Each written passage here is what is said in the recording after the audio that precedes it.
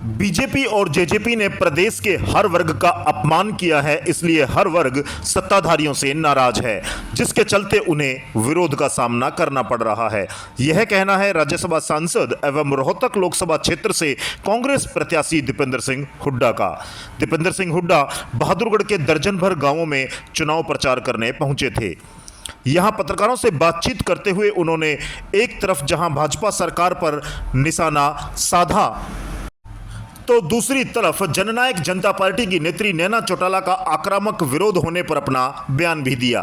दीपेंद्र हुड्डा ने भारतीय जनता पार्टी और जननायक जनता पार्टी के नेताओं का विरोध करने वाले लोगों से अपील की है कि गांव और शहरों में इन नेताओं को घुसने से रोकने से अच्छा होगा कि इनको विधानसभा और लोकसभा में घुसने से रोका जाए। लोगों को अपनी नाराजगी वोट की चोट से जाहिर करनी चाहिए। दीपेंद्र हुड्डा का कहना है कि मैं लोगों के लिए लड़ता हूं, इसलिए बीजेपी और जेजे की नजरों में रड़कता हूं। अरविंद शर्मा पर भी उन्होंने निशाना साधा। दीपेंद्र हुड्डा ने रोहतक लोकसभा क्षेत्र से भाजपा प्रत्याशी अरविंद शर्मा पर भी निशाना साधते हुए कहा कि अरविंद शर्मा देश के नाम पर वोट मांग रहे हैं, जबकि उनकी देशभक्ति और दूसरों की देशभक्ति में फर्क नहीं किया जा सकता। दीपेंद्र हुड्डा का कहना है कि मैं अपने काम के आधार पर जनता से वोट की अपील कर रहा हूं। बीजेपी प्रत्याशी अरविंद शर्मा को भी लोगों के बीच जाकर बताना चाहिए कि पिछले 5 साल में उन्होंने लोगों के लिए क्या काम किया। बता दें कि इन दिनों राज्यसभा सांसद दीपेंद्र सिंह हुड्डा रोहतक लोकसभा चुनाव के लिए दिन रात कड़ी मेहनत कर रहे हैं। आज दीपेंद्र हुड्डा ने अपने समर्थकों सहित बहादुरगढ़ के दर्जन भर गांवों का दौरा किया और लोगों से वोट की अपील की।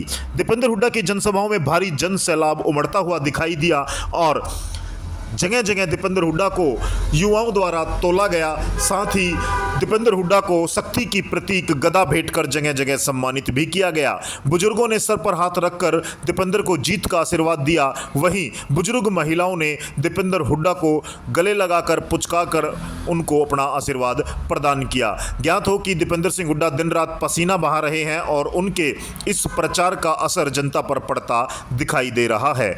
मुद्दों के साथ और लोगों से खुलकर बात कर रहे दीपेंद्र हुड्डा अब प्रचार में भाजपा से कहीं आगे दिखाई पड़ रहे हैं।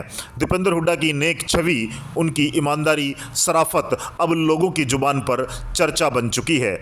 वहीं दूसरी ओर लोगों का यह मानना है कि वर्तमान भाजपा सांसद क्षेत्र में 5 साल में कहीं दिखाई नहीं दिए। उन्होंने कभी भी जनता के सामने अपने कामों का बयान नहीं किया। वो जनता के काम नहीं कर पाए। वो केवल मोदी के नाम पर वोट मांग रहे हैं। देशभक्ति को आगे करके वो चुनाव लड़ रहे हैं, जबकि हरियाणा प्रदेश का हर व्यक्ति देशभक्त है। केजरीवाल को बिहार में कितना फायदा मिलेगा, किस तरीके से चुनाव प्रचार आगे? देखिए, जांच एजेंसियों का दुरुपयोग निरंतर किया जा रहा है विपक्ष की आवाज़ को दबाने के लिए, और जो कल का जो सुप्रीम कोर्ट का जो फैसला है हम उसका स्वागत करते हैं। वो सही फैसला है, लेकिन भाजपा की कार्यशैली पूरे देश के सामने आ चुकी है। ये लगातार विपक्ष के मजबूत नेताओं को निशाने पे ले रहे हैं। आपने देखा हरियाणा में हुड्डा साहब को भी निशाने पे लिया है जांच एजेंसियों ने। तो ये पूरे प्रदेश के अंदर ये इनकी ये कार्यशैली का हिस्सा बन चुका है। जिस तरह नैना चौटाला का विरोध हुआ, उससे कुछ ज़्यादा नेताओं के प्रति विरोध हो रहा है बीजेपी जेजेपी का, लेकिन आप लोग क्या कहेंगे उनको जो विरोध कर? देखिए, जो ये हम शुरू से एक ही बात मैंने कही है कि लोगों की नाराजगी हम समझ सकते हैं। बीजेपी और जेजेपी के सत्ताधारियों ने जिस तरीके से हर वर्ग का अपमानित करने का काम किया है, लोगों की नाराजगी हरियाणा के हर वर्ग में है, लेकिन उस नाराजगी को व्यक्त करने का तरीका मतदान है।